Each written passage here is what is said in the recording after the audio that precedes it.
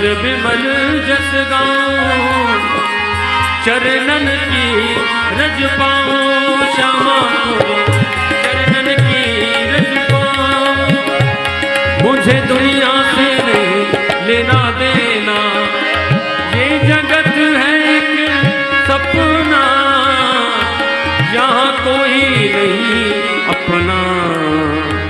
मेरी अपनी वृषभानु दुलारी, मेरी अपनी वृषभानु दुलारी, जहाँ विराजे राधा रानी, मेरो मन लगे बरसाने में। जहाँ विराजे राधा रानी, मेरो मन लगे बरसाने में। जहाँ विराजे राधा रानी, मन हटो है दुनियादारी के, मन हटो है दुनियादारी के। जहाँ मिले खारा पानी, मेरो मन लगे बरसाने में। जहाँ विराजे राधा रानी। भोले लाडली लाल की जय।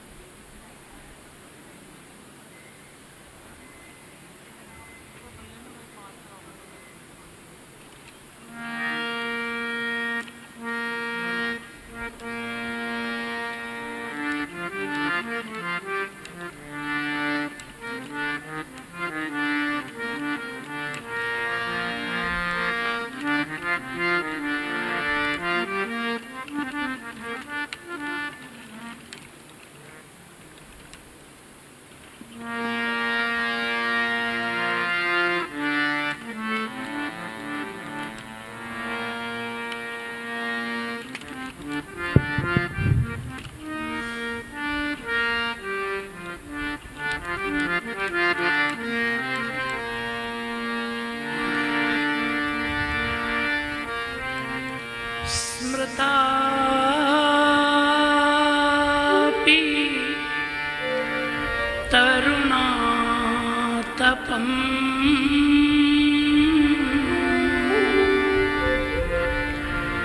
करुणया हरन्ति नृणाम् अभङ्गूरा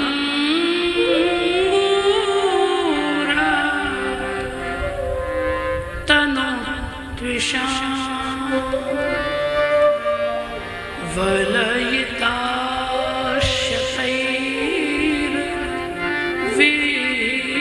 वलयिताशतैर्विद्युताम्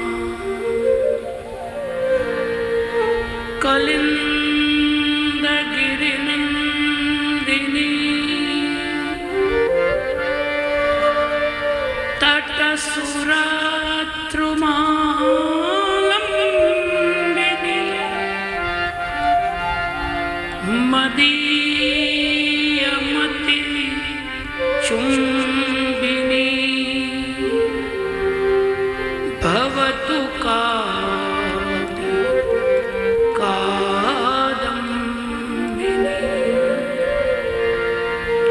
चिन्ता संतान हन्तारो यत्पादाम्बुजरे स्वीयानां तान् निजाचार्यान् प्रणमामि मुहुर्मुहुः यदनुग्रहतो जन्तुः सर्वदुःखातिगो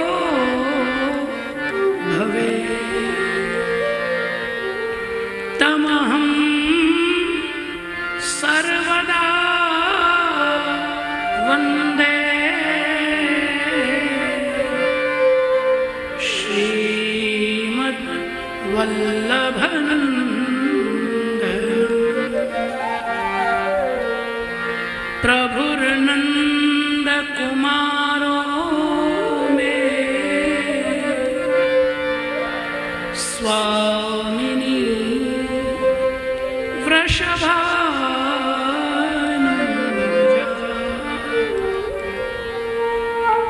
कृतार्थोऽहं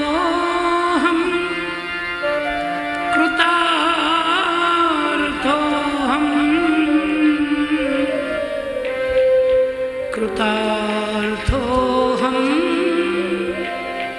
न संशयः नमामि हृदये शेषे लीला क्षीराब्धि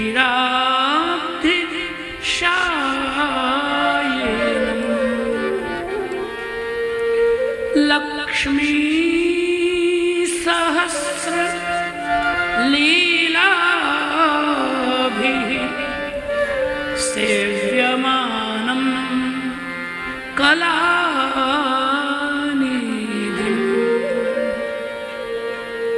चतुर्भिश्च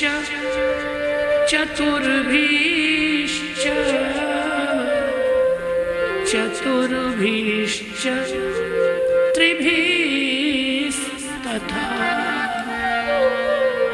षड्भिर्विराजते योऽसौ पञ्चधा हृदये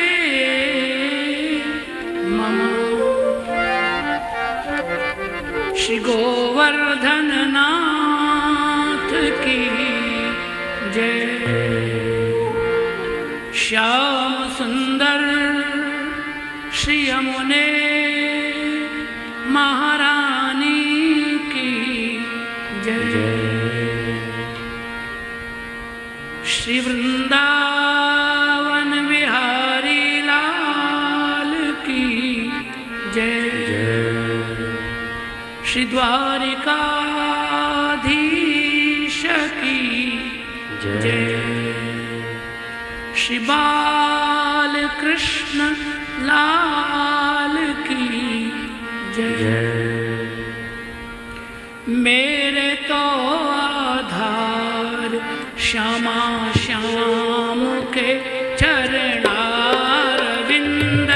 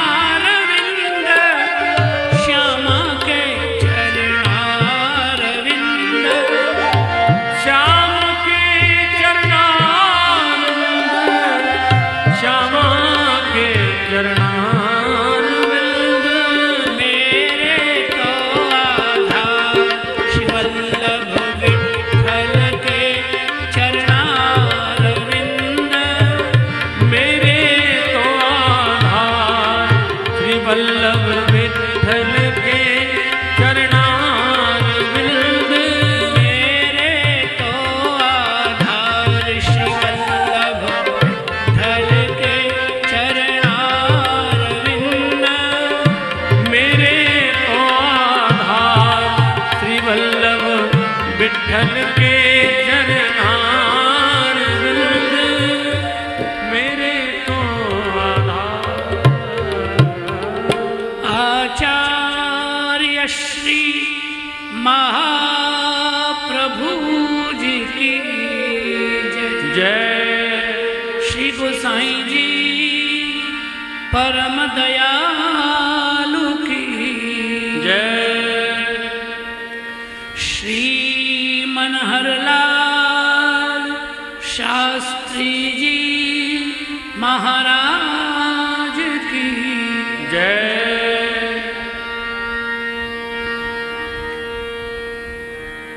श्री यमुना जी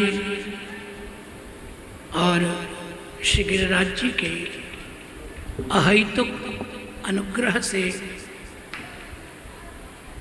श्री गिरिराज जी की निर्गुण तलहटी में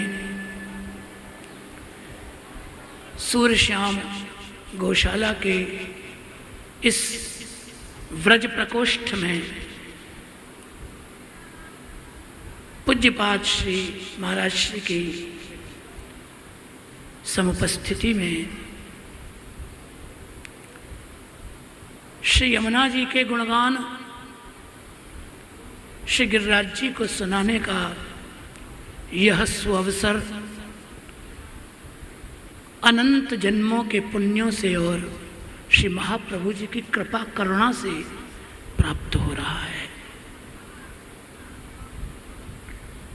कल श्री यमुनाष्टक का प्रथम श्लोक आरंभ किया था, आज उसी क्रम को आगे बढ़ा रहे हैं। नमामि यमुनामहं सकल सिद्धि हेतुं मुदा मुरारी पद पंकज स्फुरदमंद रेणुकटा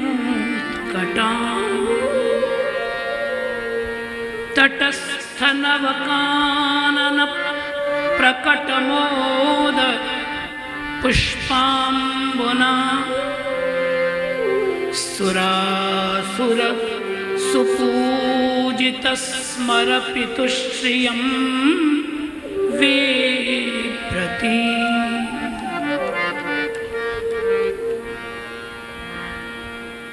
श्रीमदाचार्य चरण बड़ी प्रसन्नता से मुदा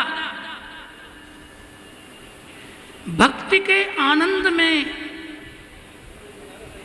डूबकर श्री यमुना जी को नमस्कार कर रहे हैं। इस श्लोक में नमामि शब्द का प्रयोग है, क्रिया का, और आगे आप जाके देखेंगे तो नमत कृष्ण तुर्य प्रियाम, नमत शब्द का प्रयोग आएगा। ये आचार्य महाप्रभु जी का क्रम है। आचार्य शब्द का अर्थ होता है आचिनोति च शास्त्रार्थम स्वयं आचरते तो यह आचार्य स्थापयत्यन्यान् तमाचार्यम प्रचक्षते। शास्त्र के अर्थ का चयन करे, फिर उसका स्वयं आचरण करे, और स्वयं आचरण करने के बाद शिष्यों को, अनुगतों को उसी आचरण में स्थापित करे।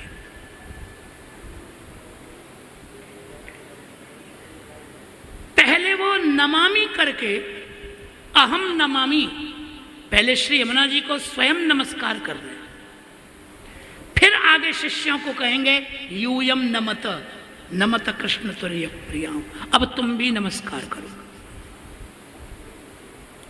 पहले स्वयं आचरण और फिर अनुगामियों को और शिष्यों को उसका उपदेश। परम पूज्य संत श्री डोंगरे जी महाराज ऐसा कहते थे। वो कहते थे कि यदि पतिव्रत धर्म का उपदेश वेश्या करे तो समाज पे क्या प्रभाव होगा। पतिव्रत धर्म का उपदेश तो पतिव्रता के मुख से ही शोभा पाता है। उपदेश कर्ता को स्वयं उसका आचरण करना ही चाहिए। आचार्य चरण स्वयं श्री यमुना जी को नमस्कार कर रहे हैं। और बड़ी प्रसन्नता से नमस्कार कर रहे। आचार्य कहते हैं कि सकल सिद्धि हेतुम, श्री यमुना जी समस्त सिद्धियों का मूल है। पुनः मैं आपको ये बात कहूं कि ये सिद्धियां शास्त्र में वर्णित अणिमा महिमा आदि सिद्धियां नहीं हैं। ये श्री यमुना जी जो सिद्धियां प्रदान करती हैं, ये सभी अलौकिक सिद्धियां भगवत संबंधी हैं। 8 सिद्धियां भगवत संबंध की प्रतिपादिका हैं, भगवत संबंध स्थापित करने वाली हैं। ये दिव्य अष्ट सिद्धियां हैं, इनकी मूल श्री यमुना जी है। श्री यमुना जी से ये अष्ट सिद्धियां प्राप्त होती हैं। तो प्रथम सिद्धि श्री यमुना जी की यही है कि समस्त सिद्धियों की वे स्वामिनी हैं। ये उनकी प्रथम सिद्धि है। अर्थात शरणागत को वो ये समस्त सिद्धियां प्रदान करने में समर्थ है। दूसरी सिद्धि श्री यमुना जी की श्री हरिराय महाप्रभु जी ने अपनी टीका में ये अष्ट सिद्धियां बताई हैं। तो प्रथम सिद्धि सकल सिद्धि के मूलभूत श्री यमुना जी उन सिद्धियों की स्वामिनी हैं, यह बताया। और दूसरी सिद्धि बताई भगवद भाव वर्धकत्वम, ये दूसरी सिद्धि है। जो श्री यमुना जी की शरणागति लेता है उसके भगवद भाव की वृद्धि होती है। श्री हरिराय महाप्रभु जी कहते हैं कि भगवान श्री यमुना जी और श्री वल्लभाचार्य, ये तीनों ही भगवान में भाव बढ़ाने वाले हैं और तीनों भिन्न भिन्न प्रकार से जीव का भगवान में भाव बढ़ाते हैं। श्री हरिराय चरण लिखते हैं कि भगवान विरहम दत्वा भाव वृद्धिम करोति। भगवान जीव का भाव मुझ में बढ़े, इसके लिए भगवान जीव को अपना विरह दान करते हैं। तो विप्रयोग का दान करके, अपने विरह का दान करके भगवान भक्त का भाव अपने में बढ़ाते हैं।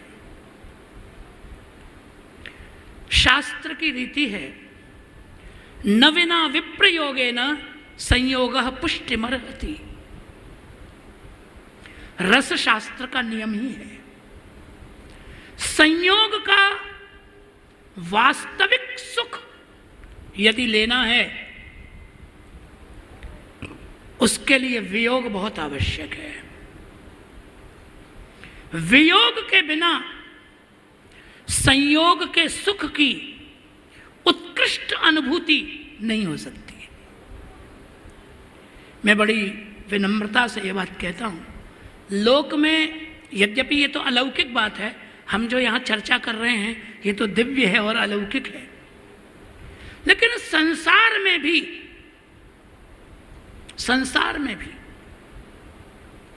यदि दंपति में, पति पत्नी में आकर्षण बनाए रखना है तो दोनों में दूरी तो होनी ही चाहिए। आजकल तो ये जो मोबाइल चल गया है ब्रह्म हत्या 24 घंटे की, इसने सारी दूरियां मिटा दी, कोई दूरी है ही नहीं, होती नहीं कोई दूरी। और जैसे ही लड़के लड़कियों की सगाई हुई वो घंटों बतियाते हैं, विवाह का आकर्षण ही समाप्त हो जाता है। दंपति को एक दूसरे का आकर्षण विवाह के पूर्व ही समाप्त हो गया। यही कारण है कि दाम्पत्य जीवन बहुत सुखदायी नहीं होता, क्योंकि सतत संयोग, निरंतर संयोग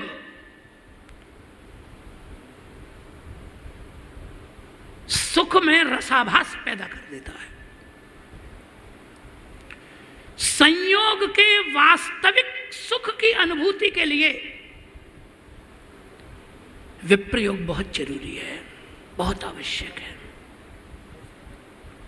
भगवान की ये दो प्रकार की लीलाएं इस व्रज में प्रतिदिन चलती हैं, नित्य। संयोगात्मिका लीला और विप्रयोगात्मिका लीला प्रतिदिन इस व्रज में भगवान की बनी रहती है। दिवस की लीला गोचारण प्रधान है, तो दिवस की गोचारण लीला में सखाओं को संयोग सुख प्राप्त होता है और गोपीजनों को विप्रयोग सुख। इसलिए आप श्रीमद् भागवत में देखेंगे तो श्रीमद् भागवत के 35वें अध्याय में, दशम स्कंद के 35वें अध्याय में प्रथम श्लोक में ये बात श्री सुखदेव जी कह रहे हैं, गोप्यः कृष्णे वनम याते तमनुद्धृत चेतसः कृष्णलीलाः प्रगायन्त्यो निन्युर्दुःखेन वासराम।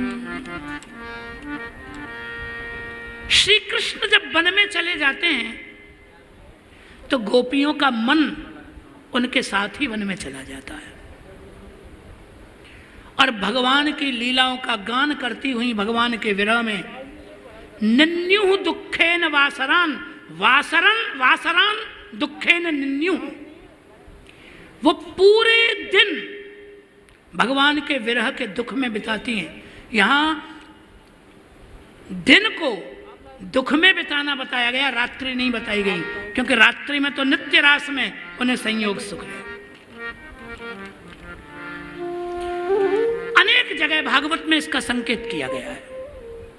आप गोपी गीत में भी देखो तो गोपियां कह रही भगवान से, दिन परीक्षा ये नील कुंतलैर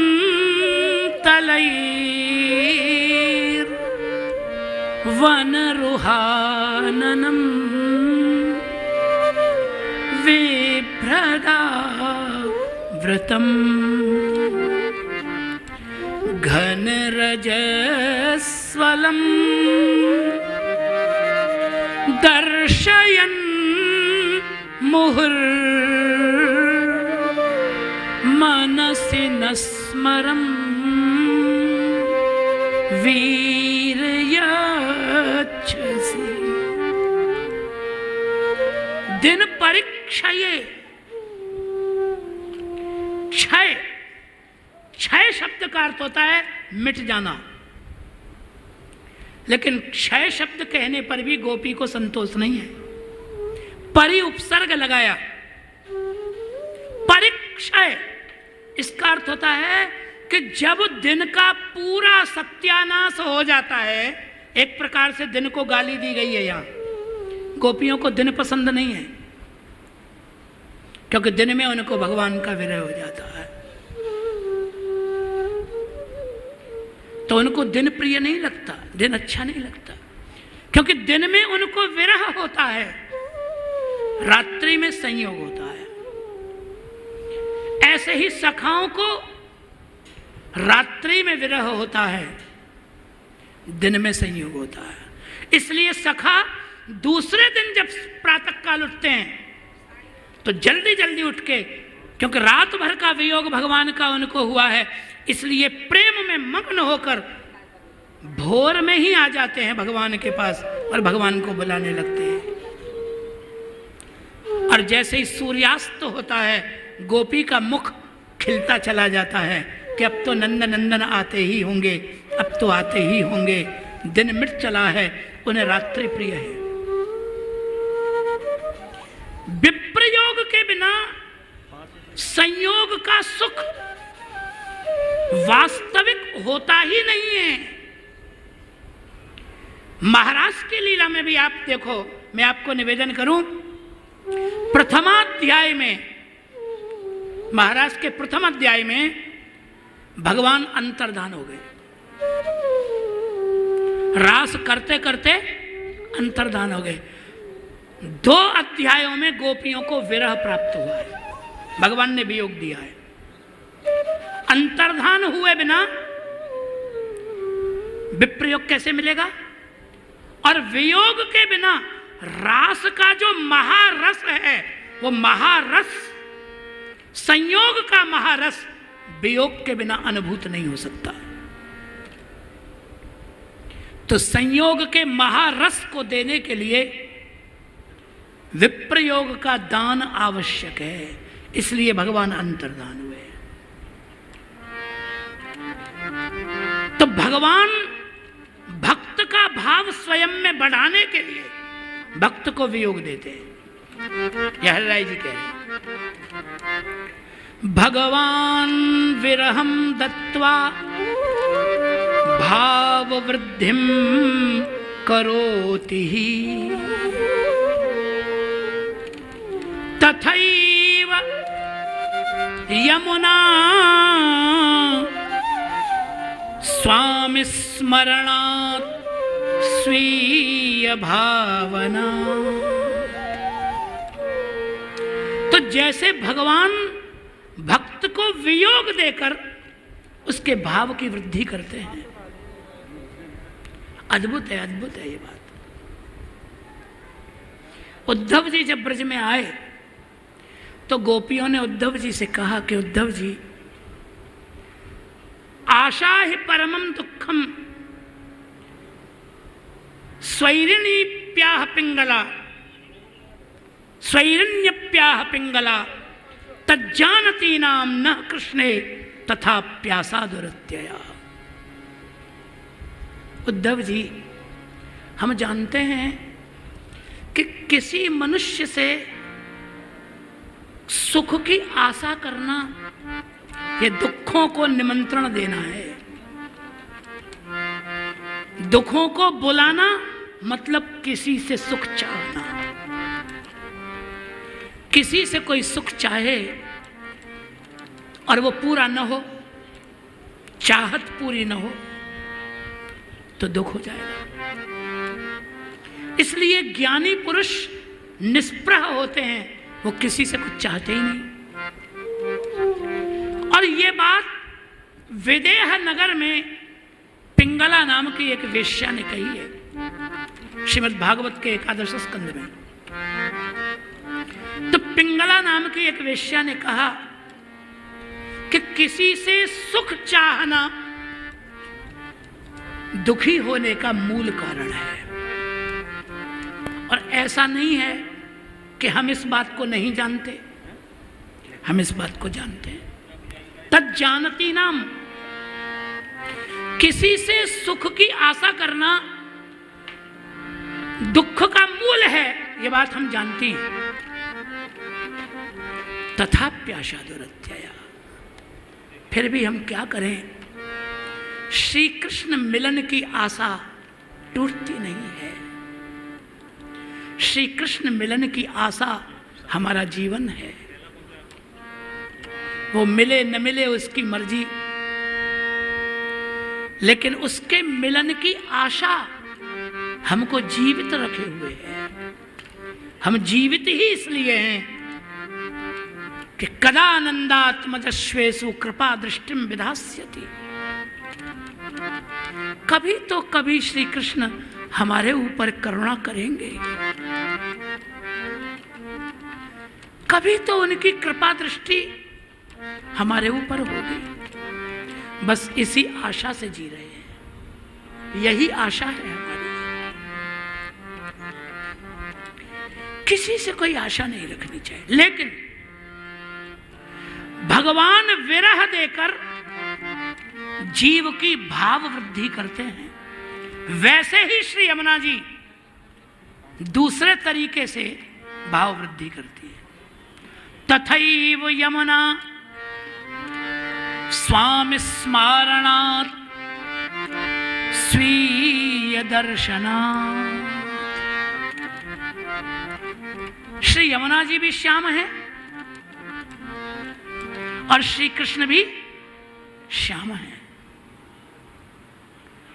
यमुना जी को देखकर श्री कृष्ण की याद आती है। श्याम सुंदर यमुना जी श्याम सुंदर की याद दिलाती हैं। जो यमुना जी के दर्शन करता है, श्यामा जी के दर्शन करता है, उन्हें श्याम सुंदर की स्मृति हो जाती है। श्री यमुना जी अपने दर्शन से भगवान की याद दिलाती। अष्ट सखाओं के कीर्तन में आता है, श्याम संग श्याम है रही श्री यमुने, श्याम संग श्याम है रही श्री यमुने। सुरति श्रम बिंदुते, सुरति श्रम बिंदुते, सिंधु सी बही चली। सुरति श्रम बिंदुते, सिंधु सी बही चली। मानो आतुर आली रही न भवने, श्याम संग श्याम है रही श्री यमुने। स्वीय दर्शनात्, अपना दर्शन करा के अपने श्याम रूप के दर्शन से श्याम सुंदर की याद दिलाती है यमुना जी। तो श्री यमुना जी का दर्शन श्री कृष्ण का स्मारक है, श्री कृष्ण को स्मरण कराता है। इसलिए यमुना जी भी अपने दर्शन से श्री कृष्ण को स्मरण कराकर भक्त के भाव की वृद्धि करती है।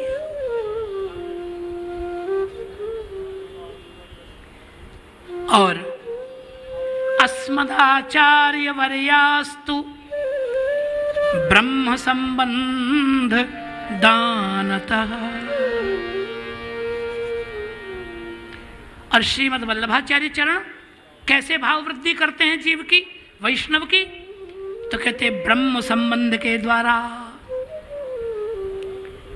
जीव की भाव वृद्धि करते हैं। जीव को भगवान के स्मरण की याद दिलाते हैं। ब्रह्म संबंध मंत्र विरहात्मक है। आचार्य चरणों का वचन है,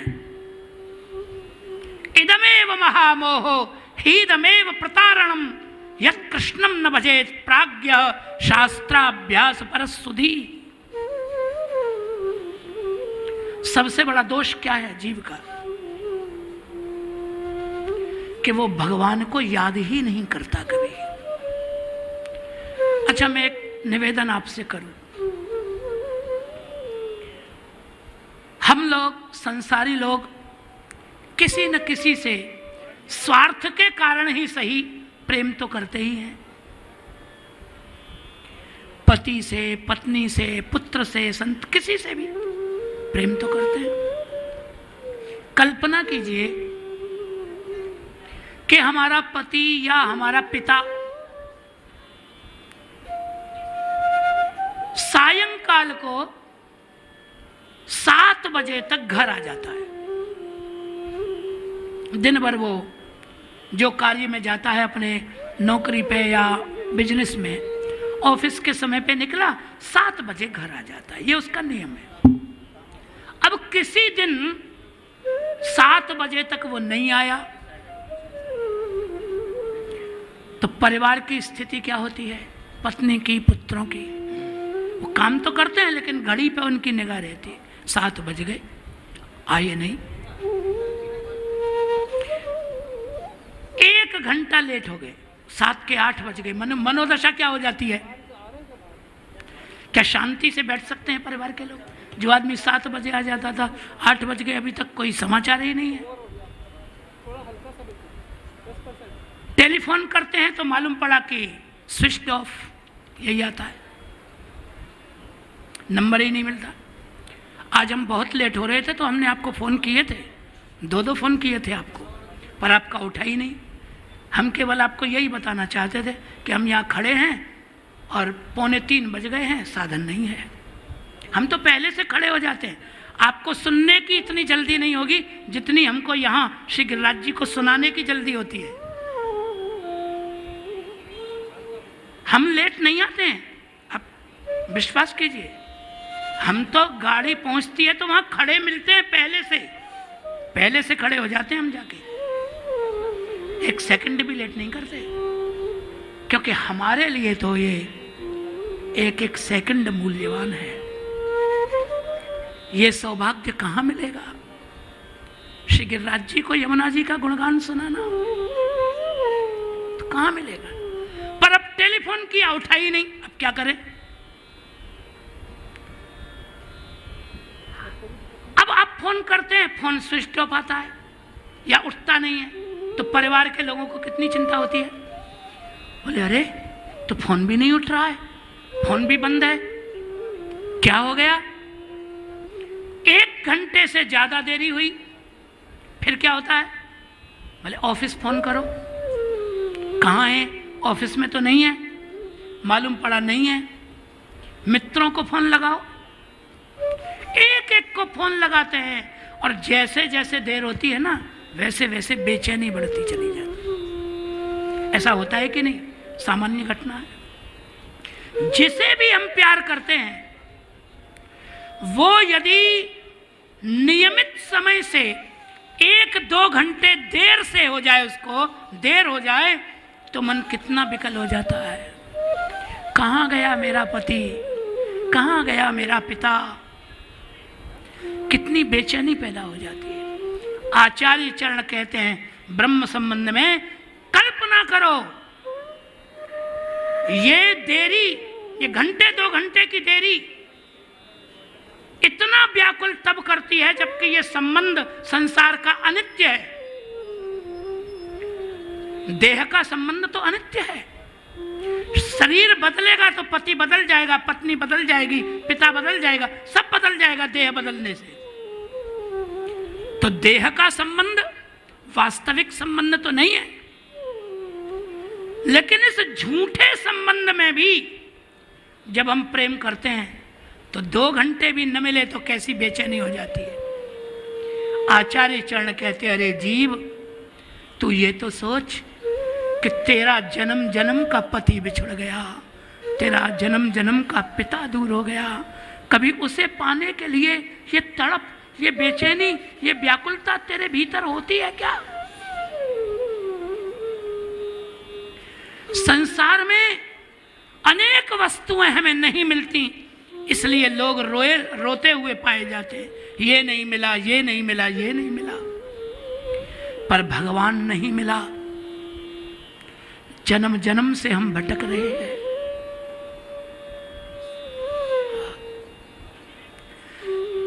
जब ते तुम बिछुरे मेरे प्रीतम, जब ते तुम बिछुरे मेरे प्रीतम, कबहु न पायो चैन, कबहु न पायो चैन, दरस बिन दुखन लागे, दुखन लागे नैन, माई मेरे दुखन लागे नैन, दरस बिन दुखन लागे नैन। जब ते तुम बिछुरे मोरे प्रीतम कबहू न पायो छे। गोपी कहती है अखियां हरि दर्शन की प्यासी, देखो चाहत कमल नयन को निस दिन रहत उदासी। भगवान नहीं मिला तो कुछ भी मिलने का क्या फायदा है। संसार की कोई भी वस्तु मिले कितनी, वो तो शाश्वत नहीं है, तो अनित्य है।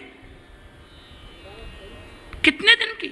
वाल्मीकि रामायण में लिखा है, वाल्मीकि रामायण में ऐसा वर्णन है, सर्वे क्षयांता निचयाः पतनांताः समुच्छ्रयाः संयोगा विप्रयोगांता मरणांतंच जीवितम। महर्षि वाल्मीकि कहते हैं कि कितना भी संग्रह कर लीजिए, संसार में किसी भी वस्तु का कितना भी संग्रह कर लीजिए, संग्रह का परिणाम क्या है? क्षय, नाश होना। दुनिया में जो भी संपदा हमने पाई है एक दिन नष्ट हो जाएगी। धनम ही पुरुषम लोके पुरुषो धनमेव वा अवश्यमेकम त्यजति तस्मात् किम धन तृष्णया। या तो धन हमें छोड़ जाएगा, कोई न कोई निमित्त बनेगा, दिवाला निकल जाएगा, घाटा हो जाएगा कोई घटना से, धन हमें छोड़ के चला जाएगा। अथवा तो धन यहीं रहेगा, हम धन को छोड़ के चले जाएंगे। तो धनम ही पुरुषम लोके पुरुषो धन में बाबा। या तो मनुष्य धन छोड़ के चला जाएगा या धन मनुष्य को छोड़ के चला जाएगा। अवश्य में एकम त्यजति, एक न एक को तो छोड़ना ही है। तस्मात् किम धन तृष्णया, छोड़ना ही है, फिर क्या दिल लगाना। करत कस परदेसी सो प्रीत, जो छोड़ना ही है उससे क्या दिल लगाना। छूटने वाली चीज है, क्योंकि वो संबंध सत्य नहीं है, अवास्तविक संबंध है, अनित्य संबंध है, तो मिट ही जाएगा। वो नित्य संबंध तो है नहीं। तो जिन पदार्थों से हमारा अनित्य संबंध है वो छूटते हैं तो इतना दुख हो गया, और जिस श्री कृष्ण से हमारा नित्य संबंध है, जो हमारा जन्म जन्म का माता पिता है, जो आत्मा का वास्तविक पति है, वो छूट गया। उसे पाने की व्याकुलता कभी मन में आती है? कभी उसके लिए कोई रोता है कि भगवान नहीं मिला? उसके लिए तो गोपी ही रो सकती है, गोपी ही रो सकती है। इति गोप्यः प्रगायन्त्यः प्रलपन्त्यश्च चित्रधा रुरुदुः सुस्वरं राजन् कृष्ण दर्शन लालसा। क्यों रोई गोपी? तो कहा कृष्ण दर्शन लालसा, मेरा प्रियतम छूट गया, मेरा प्रियतम छोड़ गया। कृष्ण दर्शन लालसा रुदु। गोपी के रोने में और संसारी के रोने में यही भेद है। हम संसार के बिछुड़ने से रोते हैं, गोपी कृष्ण के बिछुड़ से रोती है।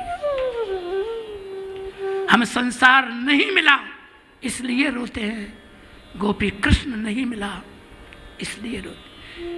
क्रियाएं तो वही हैं, क्रिया तो स्थूल है, रोने की क्रिया में कोई भेद नहीं है, लेकिन दोनों के प्रयोजन में भेद है, दोनों का संकल्प जुदा जुदा है। कबीरदास जी कहते हैं, कबीरा हंसना छोड़ दे, कबीरा हंसना छोड़ दे, रोने से कर प्रीत, बिन रोए किन पाया, प्रेम प्यारा में। विरह के आंसू ना आए तब तक कृष्ण कैसे मिलेंगे? रोना सीखें, रोना सीखें।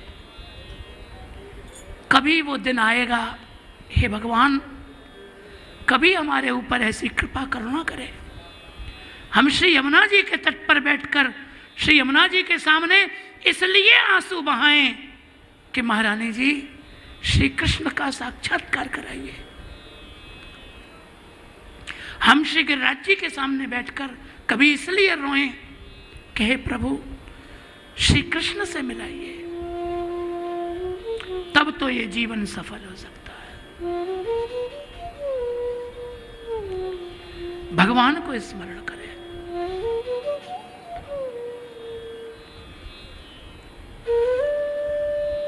तो भाव की वृद्धि के लिए आचार्य चरण जीव को भगवान से तुम बिछुड़े हो उनको याद करो। संबंध तो है ही, प्राणी मात्र का संबंध ब्रह्म से है, फिर ब्रह्म संबंध का अर्थ क्या हुआ? ब्रह्म संबंध परमात्मा से संबंध वो तो है ही, जीव मात्र का संबंध ब्रह्म से है। तो फिर आचार्य चरण संबंध क्या कराते हैं? संबंध यही कराते हैं कि जो संबंध तुम भूल गए हो उसकी याद करा के तुम्हारे भीतर उसे पाने की लालसा जगाते हैं, उसे प्राप्त करने की भावना जगाते हैं, उसे पाने के लिए खड़े हो जाओ। तो ये विरह का दान करके भाव की वृद्धि कराई जाती है। और श्री यमुना जी अपने दर्शन मात्र से प्रभु का स्मरण कराने वाली हैं, इसलिए नमामि यमुनामहं सकल सिद्धि हेतुम। तो द्वितीय सिद्धि श्री हरिराय जी बताते हैं भगवद भाव वर्धकत्वम। श्री यमुना जी जीव का भगवान में भाव बढ़ाती हैं और भगवान का जीव में भाव बढ़ाती है। भगवान का भी भाव बढ़ता है, अपनापन। भगवान भी जीव को अपना मानते हैं। जो भगवान का प्रिय होता है भगवान उसको अपना मानते हैं। शांत चित्त से एक बात सुनिए, संबंध दो प्रकार के होते हैं, एक देह संबंध, एक भाव संबंध। प्रेम संबंध माने, भाव संबंध माने। देह संबंध कई बार अप्रिय हो जाता है।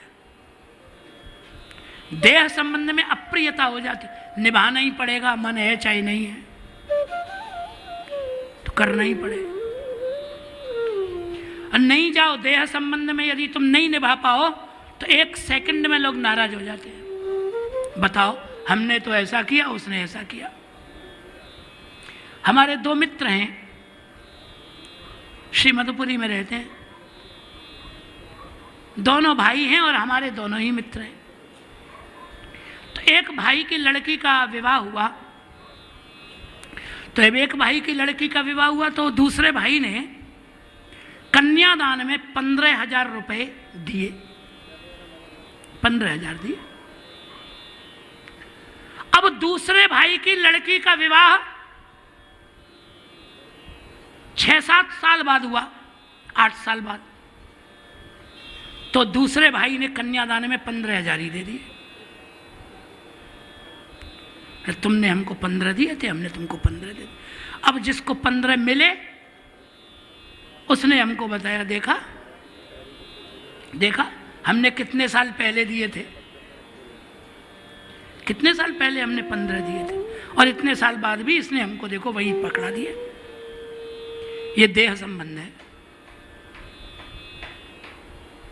छोटी छोटी सी बातों पर, अल्प अल्प बातों पर हम लोग परस्पर झगड़ लेते हैं।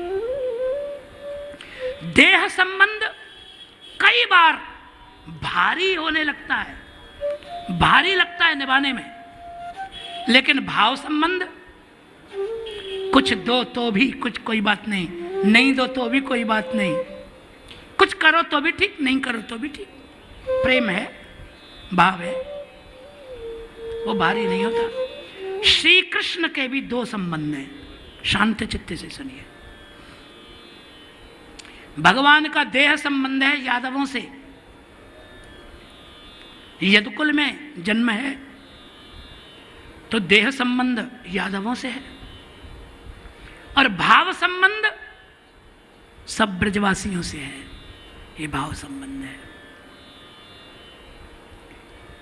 श्री कृष्ण जब इस पृथ्वी को छोड़कर गोलोक जाने लगे तो देह संबंधियों को उन्होंने पृथ्वी का भार माना, इसलिए यादवों को अपने नेत्रों के सामने भगवान ने ब्राह्मणों के शाप के निमित्त से नष्ट कर दिया। देह संबंध यही मिटा दिया भगवान ने, और ऐसा तो कृष्ण ही कर सकते हैं। जीव में और ईश्वर में क्या भेद होता है? यही भेद है।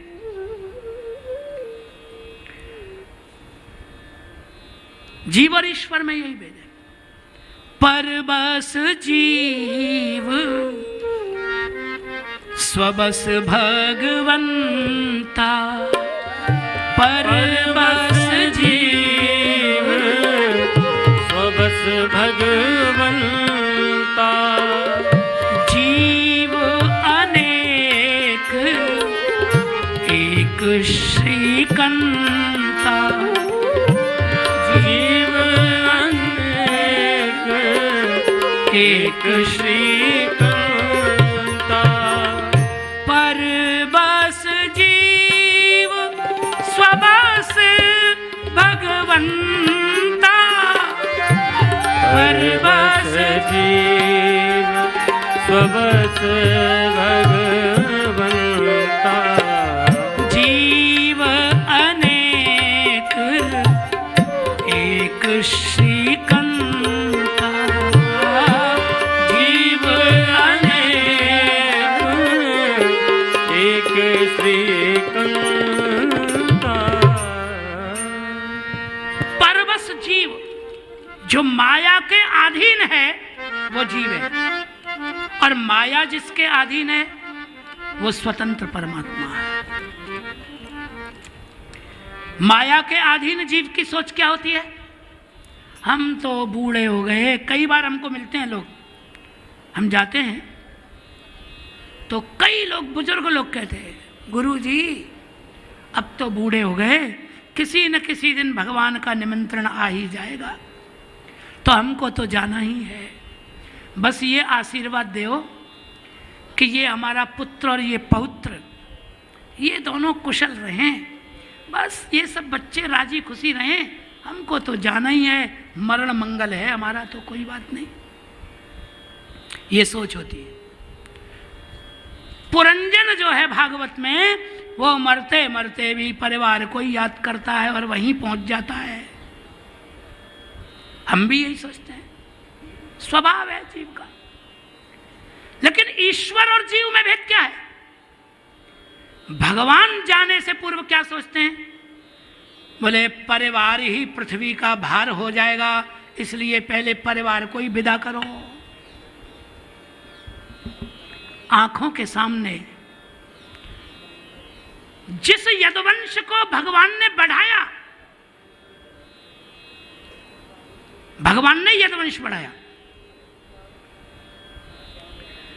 आप सोचो 16,108 रानियां, हर एक रानी के 100 पुत्र, 10 कन्याएं, फिर उनके बेटी बेटियां, बेटियों के पति दामाद, कितना बढ़ गया। भागवत में लिखा है 3,51,00,000 कुछ 100, इतने तो यदुवंशी बालकों को पढ़ाने वाले अध्यापक थे। छात्रों की संख्या नहीं बताई जा सकती। कितना परिवार बढ़ाया भगवान ने? इतना परिवार बढ़ा दिया। लीला है भगवान की। लेकिन जब भगवान स्वधाम जाने लगे अपनी आंखों के सामने पूरे परिवार को विदा कर दिया, सब जाओ पहले। ये निर्विकारिता है भगवान की।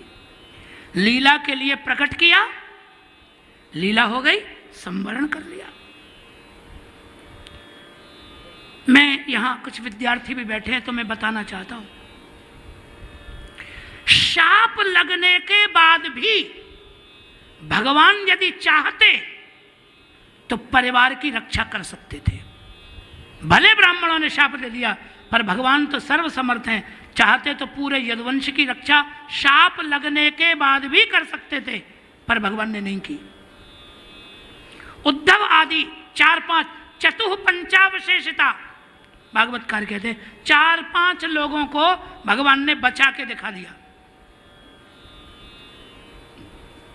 ब्राह्मणों ने शाप दिया था कुल नाशनम, जनयिष्यति वो मंदा मुसलम कुल नाशनम, पूरे कुल को नाश करने वाला मुसल होगा, फिर भी भगवान ने 4-5 बचा दिए। इसका अर्थ क्या है? भगवान ये दिखाना चाहते हैं, शाप तो अपनी जगह है, हमारी इच्छा से ही शाप लगा है, हमारी लीला है ये शाप लगना। शाप लगने के बाद भी मैं चाहूं तो 4-5 को बचा सकता हूं, तो 5 करोड़ को भी बचा सकता हूं, लेकिन हम बचाएंगे नहीं, क्योंकि जो है हमारी इच्छा से हो रहा है।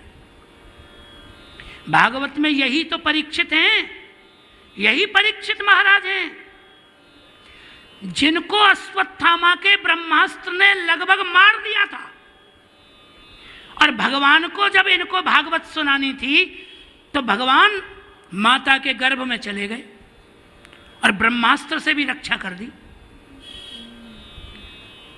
और जब परीक्षित को ब्राह्मण ने शाप दिया, अद्यतः सप्तमे हनि दंक्षति स्म कुलंगारम, आज के 7वें दिन तुमको तक्षक काटेगा, तुम मर जाओगे, तो भगवान बचाने नहीं आए।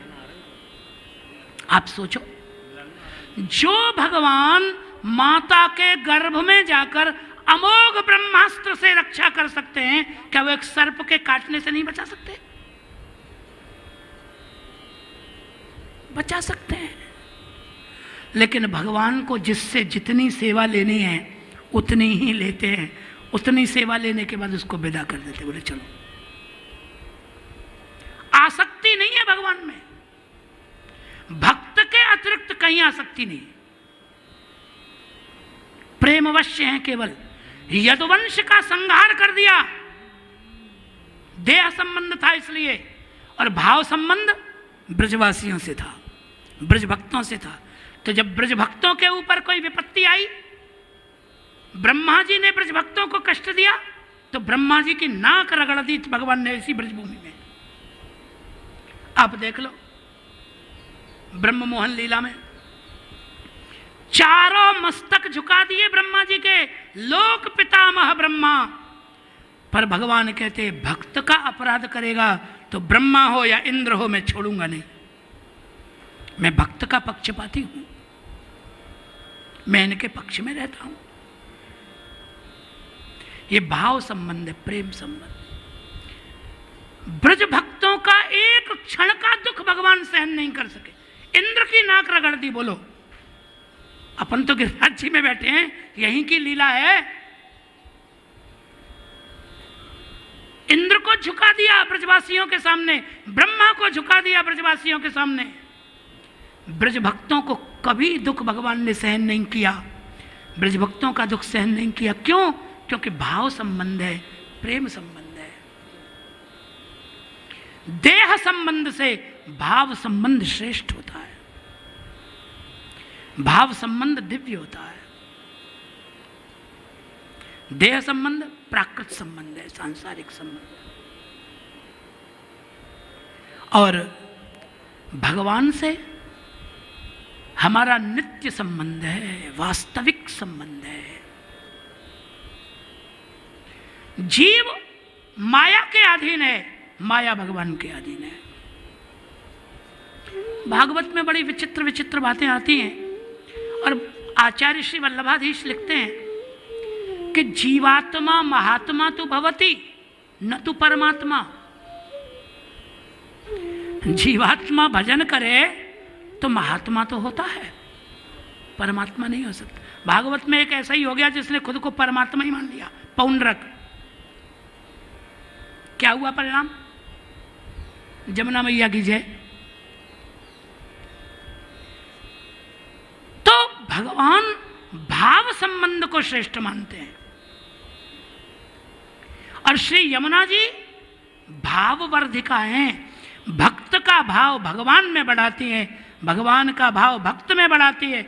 और भाव संबंध जहां होता है वहां भगवान को कहना पड़ता है कि मदन्यत्ते न जानन्ति ना हम तेभ्यो मनागपि।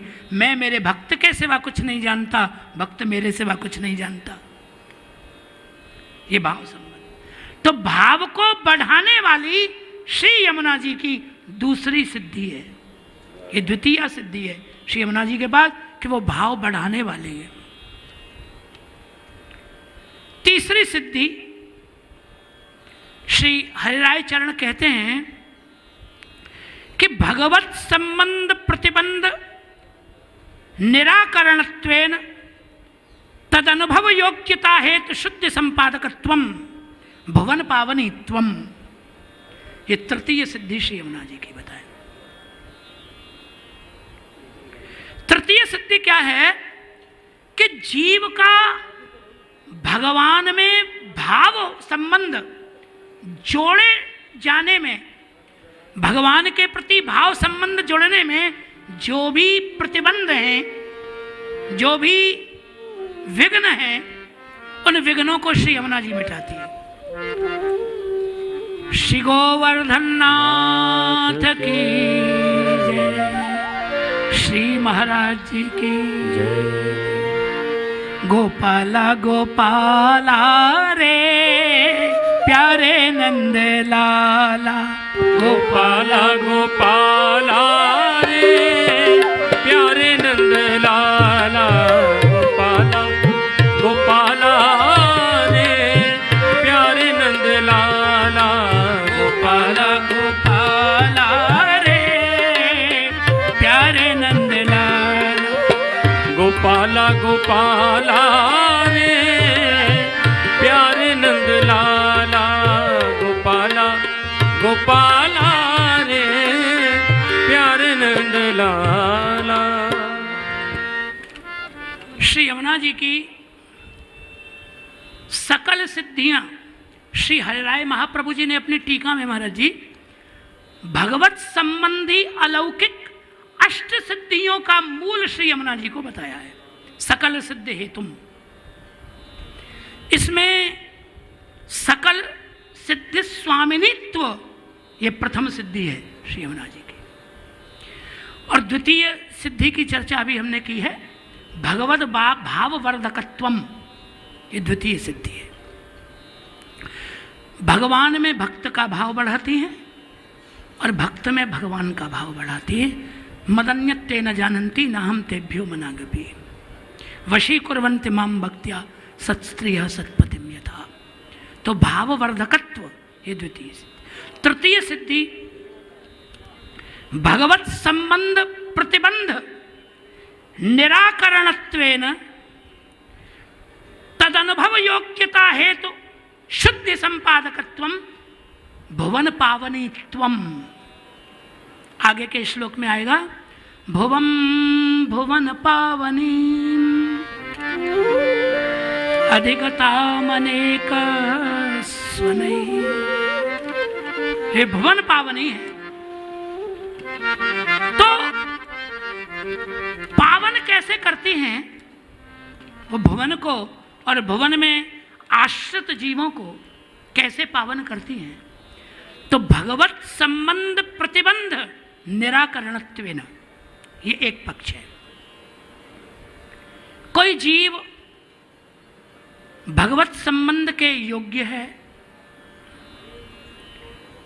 प्रयत्न भी कर रहा है, साधन भी कर रहा है, लेकिन भगवत संबंध में कोई न कोई प्रतिबंध उसको पैदा हो रहा है, हो नहीं पा रहा है, और श्री यमुना जी की शरणागत हो गया, यमुना जी की शरण आ गया। तो भगवत संबंध में आने वाले जितने भी विघ्न हैं, प्रतिबंध हैं, उन सब का निराकरण श्री यमुना जी कर देती है। तो भगवत संबंध में जो विघ्न था वो तो दूर हो गया, लेकिन अब भगवान के रस के अनुभव की, भगवान के प्रत्यक्षानुभूति की योग्यता के लिए उपयुक्त जो शुद्धि है, पवित्रता है, वो नहीं है। प्रतिबंध तो दूर हो गए, पर भगवान का अनुभव होने लगे। पुष्टि मार्ग में महाराज जी यही फल है। किसी ने श्री गोसाई जी से, विट्ठलनाथ जी महाराज से पूछा कि पुष्टि मार्ग को संक्षेप में यदि कहना हो तो पुष्टि मार्ग का संक्षेप में क्या फल है और क्या साधन है, साधन और फल क्या है, ये जरा संक्षेप में बताएं। तो श्री गोसाई जी ने कहा कि श्री वल्लभाचार्य मते फलम तत्प्राकट्य मत्राव्यभिचार हेतु प्रेमैव तस्मिन् नवधोक्त भक्ति तत्रोपयोगो खिल साधना नाम। श्री वल्लभाचार्य चरणों के मत में फल क्या है? तत्प्राकट्यम, भगवतः स्वरूपतः प्रादुर्भावः भक्ताग्रहेति तत्प्राकट्यम। पुष्टि मार्गीय भक्त को, प्रेमी भक्त को स्वरूप की सेवा करने में आनंद तो मिलता है निश्चित। भगवत सेवा तो स्वयं में फल है, तो आनंद तो है ही, लेकिन संतोष उसे उस दिन प्राप्त होता है जिस दिन स्वरूप से विराजमान प्रभु साक्षात उसके सामने खड़ा हो, उससे बोलने लगे, उससे मांगने लगे, उसको देने लगे। प्रत्यक्षानुभूति ये फल है। अक्षणवताम फलमिदम न परम विदाम, यही फल है। और इसका अव्यभिचारी हेतु क्या है इस फल का? प्रेमैव,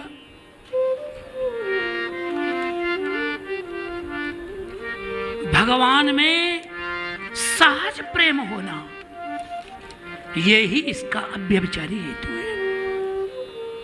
सहज प्रीति गोपालय भावे, सहज प्रेम होना श्री कृष्ण में, यही भगवान के प्रादुर्भाव का अव्यभिचारी हेतु है। प्रेम के बिना नहीं हो सकता, प्रेम के बिना नहीं हो सकता।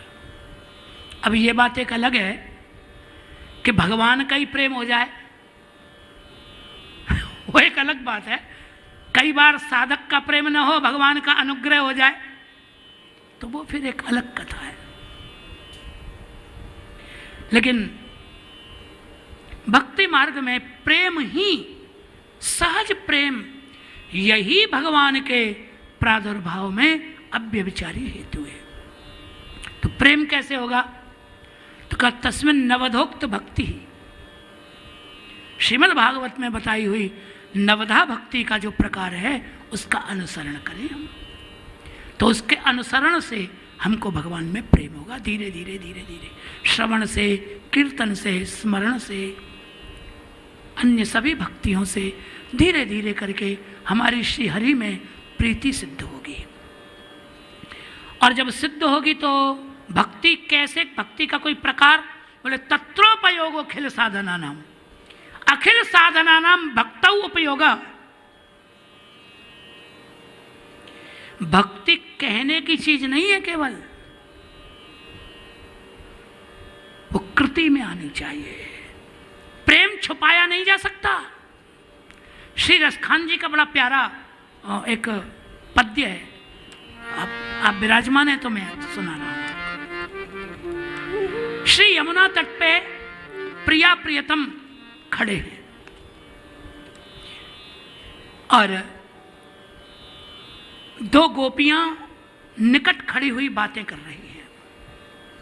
एक दूसरी से वो कह रही है कि सखी एरी आज काल सब लोक लाज त्याग दो, सीखे हैं सब ही विधि स्नेह सरसाइबो।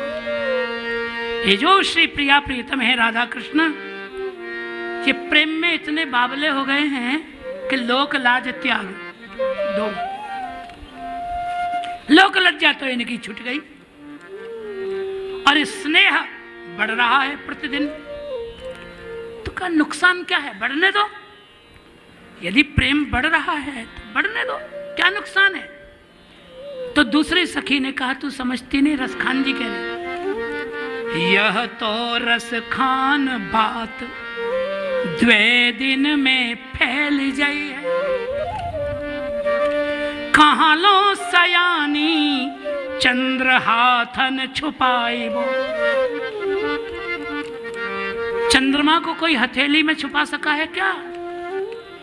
तो प्रेम क्या छुपेगा? ये दिव्य प्रेम चंद्र ब्रज के लोगों से छुपने वाला नहीं है। प्रेम फैल जाएगा, ये बातें फैल जाएंगी प्रेम की। यह तो रसखान बात द्वे दिन में फैल जाए है, कहाँ लो सयानी चंद्र हाथन छुपाए वो। बात फैल जाएगी लेकिन इनको चिंता नहीं है। अजहू निहार वीर निपट कलिंदी तीर, एकन को एकन मुख देख मुस्काए वो। दो परे पैया दो लेत हैं बलैया, उन्हें भूल गई गैया उन्हें गगरी ऊंचाई। ऐसे प्रेमोन्मत्त हो गए हैं, उन्हें होश नहीं है कि मुझे गैया चराने जाना है, और उनको ये होश नहीं है कि मैं जल भरने आई हूं, जल लेकर चलूं। प्रेम छुपाया नहीं जा सकता, प्रेम छुप नहीं सकता। हमने सुना है आप जैसे महानुभाव संतों से, भक्ति करे पाताल में, पाताल में बैठ के कोई भजन करे तो भजन छुप नहीं सकता। दाबी दूबी ना रहे कस्तूरी की वास। प्रेम की सुगंध को कोई छुपा नहीं सकता। प्रेम क्रिया से, दृष्टि से, व्यवहार से प्रकट हो ही जाता है, उसे छुपाया नहीं जा सकता। प्रेम करने वाला व्यक्ति प्रियतम के सुख के सिवा कुछ चाहता ही नहीं है। मैं आपसे निवेदन करता हूं, ब्रज चरित्रों में, ब्रज लीला में ब्रज भक्तों के पास जो कुछ भी था वो उन्होंने कृष्ण के सुख के लिए दिया। पर किसी भी ब्रज भक्त ने कुछ मांगा हो तो बताओ, ठाकुर जी से कुछ मांगा हो, कोई वरदान मांगा हो तो बताओ। चाहती नहीं है, मांगना है ही नहीं कुछ। और न उन्होंने मांगा और न भगवान ने दिया। भगवान ने एक चीज दी उनको, अपने विरह के आंसू, जो सबसे मूल्यवान है। अभी हम कह के चुके हैं कि भगवान विरहम दत्वा भाव वृद्धिम करोति ही, वो दिया कृष्ण ने। प्रीत लगाए छाण गए तृण सम, डार गए गल फांसी, ये भगवान ने दिया। तो प्रेम में लेने की बात तो होती ही नहीं है, देने की ही बात है। तो प्रेम कोई प्रदर्शन की वस्तु नहीं है, प्रेम दिखावे की चीज नहीं है। गोपी का अर्थ ही है गुपु रक्षणे धातु से छुपाना, गोपनीयता रखना, छुपाने का अर्थ गोपी है। कृष्ण को छुपाती है, श्री वल्लभाचार्य चरणों का एक पक्ष ये भी है, ब्रज घर घर फैली यह बात। गोपियां जानती थी कि कंस की दृष्टि गोकुल पे पड़ गई है, कोई ना कोई राक्षस आता ही रहता है। उसे ये पता लगाना है कि 8वां देवकी का 8वां पुत्र जो योग माया कहेगी वो किसके घर में है, ये पता लगाना है। कोई ना कोई आता ही रहता है। तो कंस की दृष्टि गोकुल पर जमी हुई है, तो कहीं उसकी दृष्टि हमारे प्यारे पे न पड़ जाए, तो अपने प्रियतम को कंस की कुदृष्टि से छुपाना है।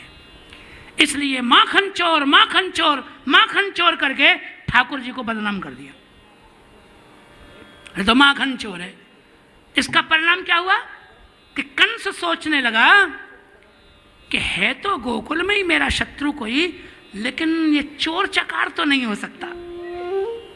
चोरी करने वाला मेरा क्या शत्रु होगा, वो तो कोई शूरवीर होगा, कोई गुणवान होगा।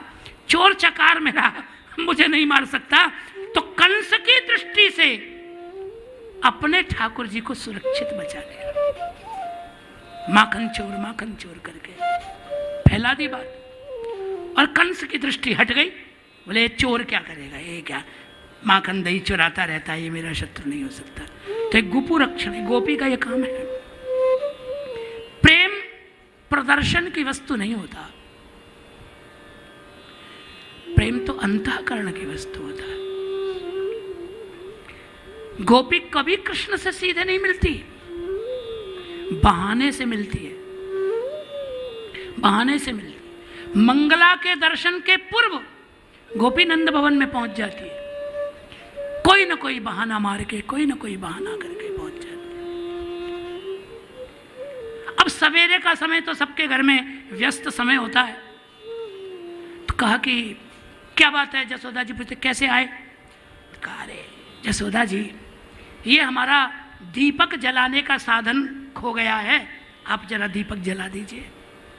अब जसोदा जी दीपक जलाती है, गोपी ठाकुर जी के दर्शन करती है, बंगला के दर्शन। अब उसके नेत्र तृप्त नहीं हुए, नेत्रों को संतोष नहीं हुआ, और जसोदा जी ने दीपक जला के दे दिया, बोले लो जाओ। अब वो बाहर आई, बाहर आके उसने फूंक मार के दिया बुझा दिया, और दीपक बुझा के फिर घुस गई। अब क्या है, अरे जसोदा जी बड़ी हवा चल रही है, दीपक टिक नहीं पाया, एक बार कृपा करके और चला। जसोदा जी दोबारा जाते तो प्रेम छुपाने की चीज है। गोपी और कृष्ण का आपको प्रत्यक्ष में झगड़ा ही दिखेगा, लड़ते ही दिखेंगे दोनों, थोड़े से माखन के लिए लड़ रहे। जबकि सच्चाई यह है कि गोपी तो माखन निकालती ही कृष्ण के लिए। क्यों नहीं दे देती, क्यों झगड़ा रही है? क्योंकि जब तक झगड़ा रहेगा कृष्ण और गोपी एक दूसरे के सामने रहेंगे, झगड़ा मिटेगा तो गोपी अपने घर, कृष्ण अपने घर। और जाना कौन चाहता है? जाना कोई नहीं चाहता। गोपी नहीं चाहती कृष्ण चले जाएं, कृष्ण भी नहीं चाहते हैं कि गोपी चली जाए। दोनों ही न जाएं तो उसके लिए बढ़िया काम है कि झगड़ते ही रहो, लड़ाई बंद ही नहीं हो अपनी। ये प्रेम का तरीका है। जैसे ईश्वर स्वतंत्र होता है, ऐसे उसका प्रेम धर्म भी स्वतंत्र है। किसी क्रिया से प्रेम को बांधा नहीं जा सकता, किसी एक शब्द या अर्थ से उसको बांधा नहीं जा सकता। जैसे ईश्वर स्वतंत्र है, ऐसे प्रेम भी स्वतंत्र है। प्रेम भी अनंत है, उसकी अनंत प्रक्रियाएं होती हैं। ब्रज में तो गाली दे करके ही प्रेम प्रकट किया जाता है, यह भी एक प्रेम का प्रकार है। प्रेम शब्द के पीछे नहीं पड़ता, प्रेम भाव के पीछे पड़ता है। तो ये प्रेम है, अद्भुत है। प्रेम वो रुपया है जिससे लक्ष्मीपति को खरीदा जाता है। हुमाई मैंने लीनो गोविंद मोर, को कहे हल को कहे भारी, लीनो तराजू तोल, लीनो तराजू तोल, माई मैंने गोविंद लीनो। ये कोई प्रेमी ही बोल सकता है, दूसरा नहीं बोल सकता। लक्ष्मीपति को खरीदने की किसी की हैसियत हो सकती है क्या? केवल प्रेमी खरीद सकता है, प्रेम खरीद सकता है। प्रभु आवत प्रेम के मोल, प्रेम वो धन है जो लक्ष्मीपति को भी खरीद लेता है। प्रेम केवल कहने की चीज नहीं है, प्रेम बड़ी दुर्लभ चीज है और श्री यमुना जी के अधीन है। श्री यमुना जी कृपा करुणा करें तो प्रेम की अनुभूति और प्राप्ति होती है। आज बस इतना ही है। महाराज जी, हम भी तो आपको सुनना चाहते हैं, तो हमारी भी श्रवण इच्छा, श्रवण भक्ति हमको अत्यंत प्रिय है। पर आप 1-2 मिनट, आपको भले लेट होगा, पर एक श्री यमुना जी के लिए हमने कभी विनती का गीत लिखा है। वो कल भी हम लिख के आए थे, लेकिन हम तो भूल ही गए। कल भी लाए थे पर भूल गए, सुना नहीं पाए। आज आपको सुना रहे।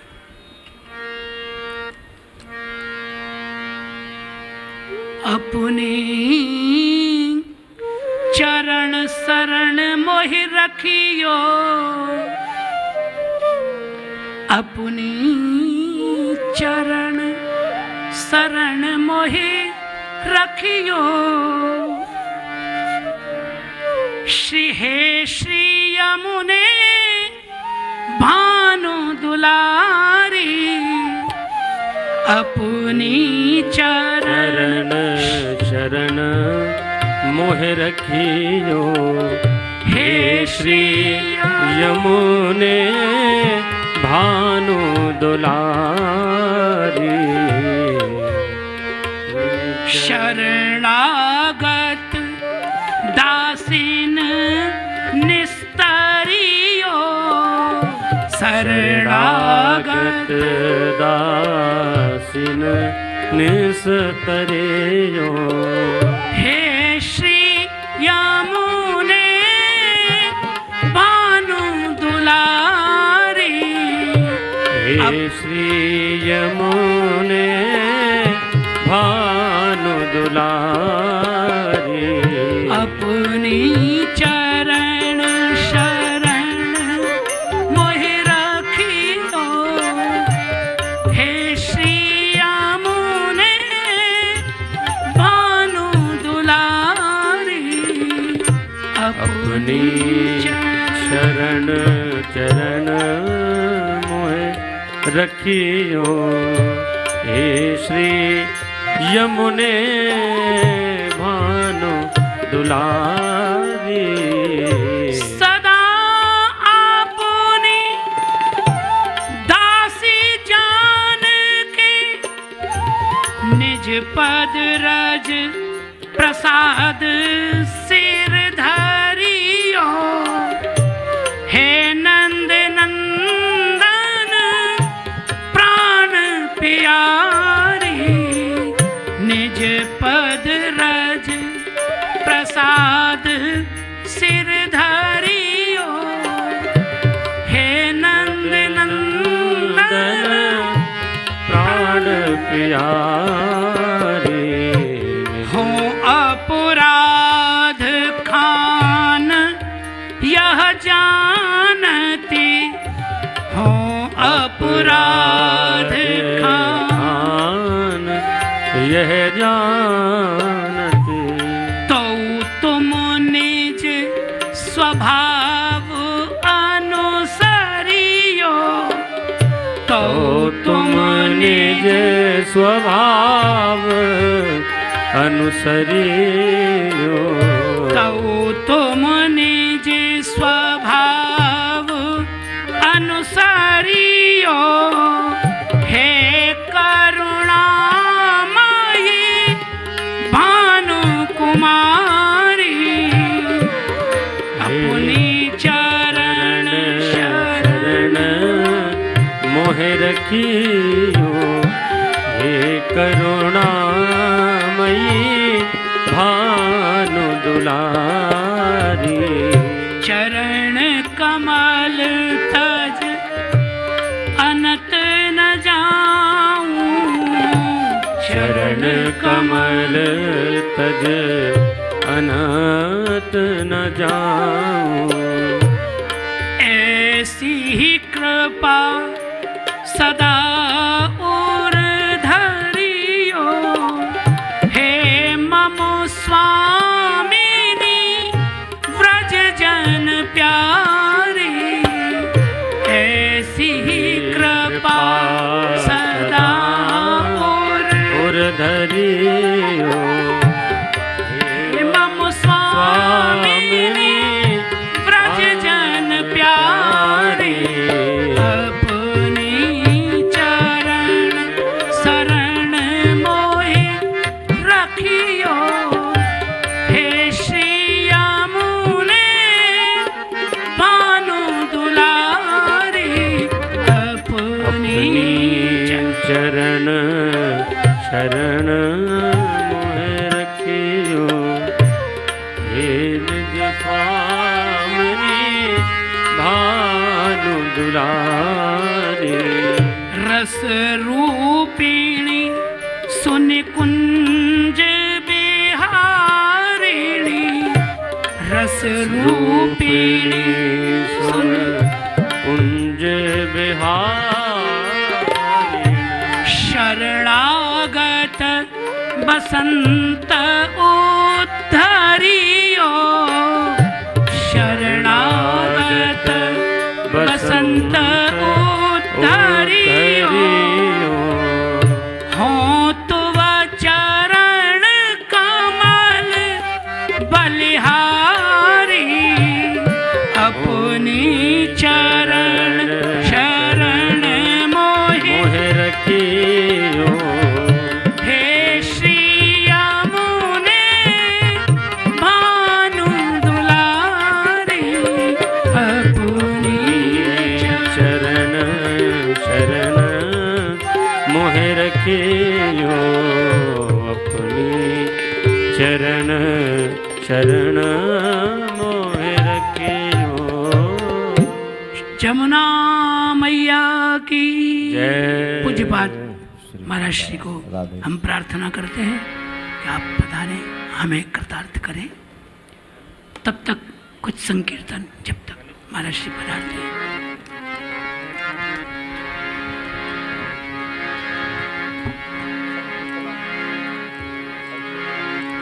श्री कृष्ण गोविंद हरे मुरारे। हे नाथ नारायण वासुदेव।